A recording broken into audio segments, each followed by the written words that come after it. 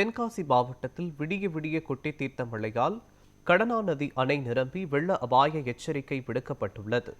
இது குறித்த கூடுதல் விவரங்களை செய்தியாளர் ராஜன் வழங்க கேட்கலாம். ராஜன், வணக்கம்.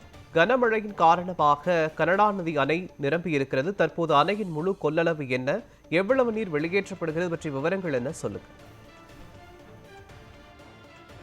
அதாவது மோகன், தற்போது தமிழகத்தில் வடகிழக்கு பருவமழை என்பது நிறைவு பெற்றுள்ளது. தற்போது நேற்று ஜனவரி 26, 2026 நேற்று தொடங்கிய நாளிலே தென்காசி மாவட்டத்திலிருந்து நேற்று மாலை பெய்த கனமழையின் காரணமாக நீர்நிலைகள் மற்றும் நீரோடைகள் தொடர்ந்து வெள்ளப்பெருக்க ஏற்பட்டுள்ளது.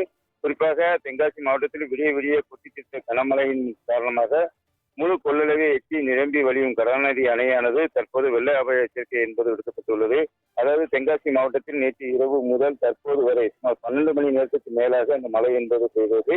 குறிப்பாக கடையம், தென்காசி, குற்றாலம், சிவகிரி, வாசனூர், புளியங்குடி, கடையநல்லூர் உள்ளிட்ட பல்வேறு பகுதிகளிலும் இந்த மழை என்பது அதிக மழை காணப்பட்டது. அதுபோல் கடையம் பகுதியில் உள்ள கடனா நதி அணையானது முழு கொள்ளளவை எட்டி நிரம்பி வழிந்து வரும் நிலையில் அப்பகுதி மக்களுக்கு பொதுப்பணித்துறையினர் வெள்ள அபாய எச்சரிக்கை விடுக்கப்பட்டுள்ளது.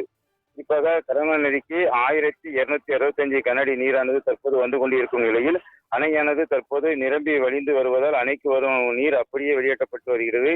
இதன் காரணமாக ஆற்றின் வெள்ளப்பெருக்கு ஏற்படுவதால் பொதுமக்கள் யாரும் ஆற்றுப்படைக்கு இறங்க வேண்டாம் என வெள்ள அபாய எச்சரிக்கையும் விடுக்கப்பட்டுள்ளது.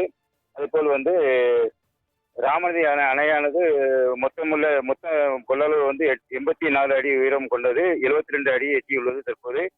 அதேபோல் கற்பநதி அணையானது 72 அடி கொள்ளளவு கொண்ட அணையானது தற்போது 54 அடி எட்டியுள்ளது.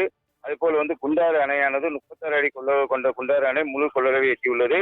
அதேபோல் அடைவிநேனார் கோயில் நீர்த்தேக்கமானது மொத்தம் நீர்த்தேக்கம் உயரம் 132 அடி கொள்ளளவு கொண்ட அணையாகும்.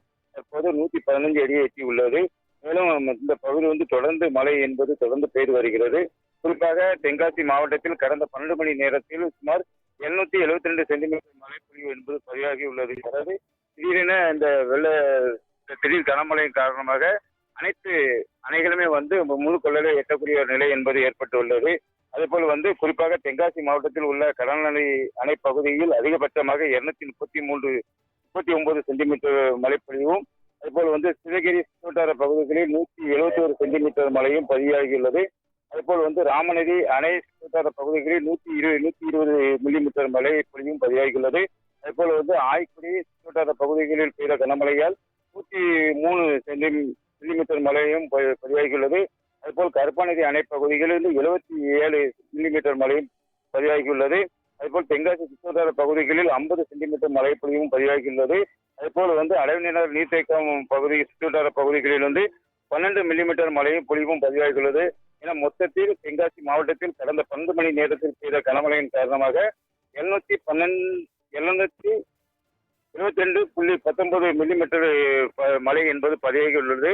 ஏற்கனவே வெள்ளத்தின் முதல் நாளே தென்காசி மாவட்டத்தில் மற்றும் மேற்கு தொடர்ச்சி மலைப்பகுதிகளில் வரலாறு காணாத இந்த மழை என்பது தற்போது பெய்து இவ்வளவு மழைப்பொழிவு என்பது பதிவாகி உள்ளது. மேலும் தற்போது கிசான நெல் சாகுபடி பணிகளை விவசாயிகள் மேற்கொண்டு வருகின்றனர். தற்போது இந்த மழையால் அவர்களுக்கு ஒரு நல்ல மகிழ்ச்சிகரமான சந்தோஷமான ஒரு விஷயமாக கருதப்படுகிறது. மேலும் அணைகளும் மற்றும் நீரோடைகளும் தொடர்ந்து வெள்ளப்பெருக்காக காட்சி அளிப்பதால் பொதுமக்கள் யாரும் அணைக்கு செல்லவும் வேண்டாம், அந்த ஆடு மாடுகளை அணை பகுதிக்கு மேய்ச்சலுக்கும் கூட்டி செல்ல வேண்டாம் என்று பொதுப்பணித்துறையும் மாவட்ட நிர்வாகம் ஒரு அறிவிப்பை வழங்கியுள்ளது. மேலும் மழையின் தாக்கம் தற்போது கொஞ்சம் இடைவிட்டாலும் கூட மேலும் மேகமூட்டங்களுடன் மீண்டும் மழை வருவதற்கான சாத்தியக்கூறுகள் தென்காசி மாவட்டத்தில் இருந்து வருகிறது. தொடர்ந்து அணைகளையும் மற்றும் நீர்நிலைகளையும் பொதுப்பணித்துறை அதிகாரிகள் தொடர்ந்து கண்காணிக்கப்பட்டு வருகிறது. மோகன், விவரங்களுக்கு நன்றி ராஜன்.